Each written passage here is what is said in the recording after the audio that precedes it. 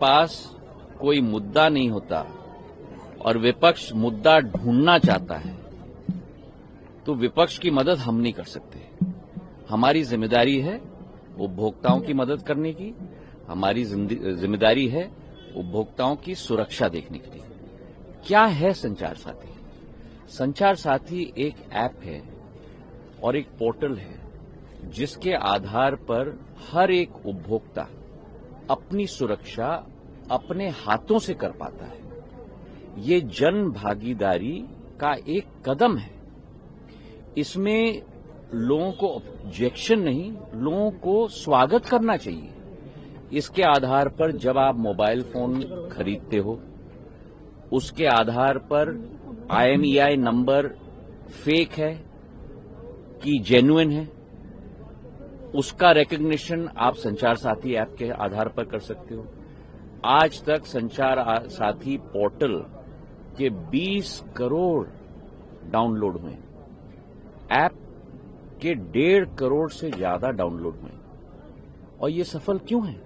ये सफल इसलिए है क्योंकि देश का हर नागरिक इस अभियान का साथी बनना चाहता है कि वो स्वयं जन भागीदारी के आधार पर अपनी सुरक्षा नियमित रूप से कर पाए। एक मिनट। आज तक करीब 1.25 crore mobile connections, fraudulent mobile connections इस जन भागीदारी के आधार पे ही डिस्कनेक्ट हुए। करीब 20 लाख फोन जो चोरी हुए थे उनको ट्रेस किया गया है। 7.5 लाख फोन जो चोरी हुए थे उनको वापस उपभोक्ता के हाथ पे पहुंच चुका है। करीब 21 लाख फोन उपभोक्ताओं के रिकॉग्निशन और रिपोर्टिंग के आधार पे ही डिस्कनेक्ट हुए हैं।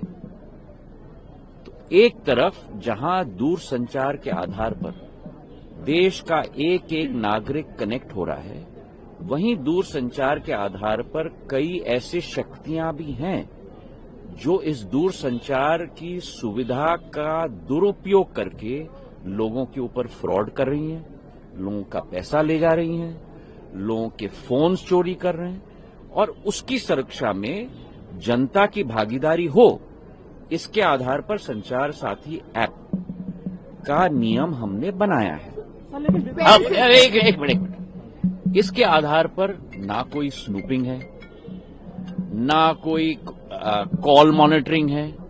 अगर आप चाहते हो तो इसको आप एक्टिवेट करो, अगर आप नहीं चाहते तो इसे एक्टिवेट मत करो। सुनिए ना, अगर आप इसको अपने फोन पे रखना चाहते हो तो रखो, अगर आप इसको डिलीट करना चाहते हो तो डिलीट करो। जिस तरीके से, उदाहरण के तौर पे, आपके फोन पे जब आप फोन खरीदते हो तो उस पे कई ऐप्स आ जाती हैं, जैसे गूगल मैप्स भी आ जाता है।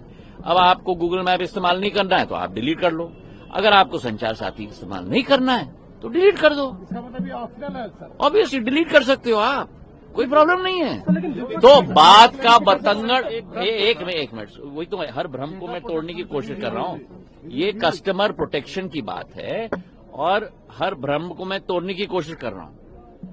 आपको डिलीट करना है तो आप डिलीट कर दोगे, आप, कोई मैंडेटरी नहीं है। आप अगर रजिस्टर नहीं करना चाहते हो, मतलब कि उदाहरण के तौर पे इस ऐप का उपयोग नहीं करना चाहते हो, तो रजिस्टर मत करो, वो डोरमेंट रहेगा।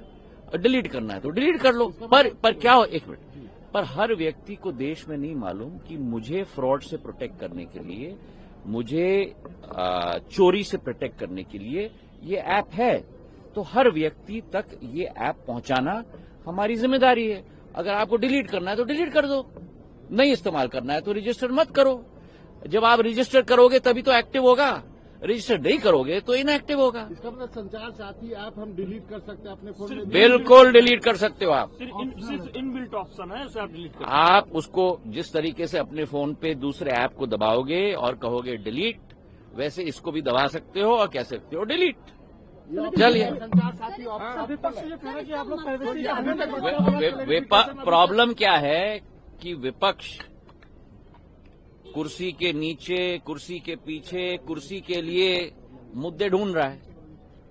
अब सभी भ्रमों को दूर करना सरकार की जिम्मेदारी है और सारे मुद्दे मैंने आपके समक्ष रख दिए कि आज तक पिछले 2 वर्षों में संचार साथी पोर्टल और संचार साथी ऐप के आधार पर कितनी सुविधा जनता को मिली है, कितना पैसा जनता का बचा है। और ये भी आंकड़े आपके सामने रख दूं, एक साल में 2024 में अकेले हमारे देश के अंदर 22,800 करोड़ रुपए के फ्रॉड हुए हैं।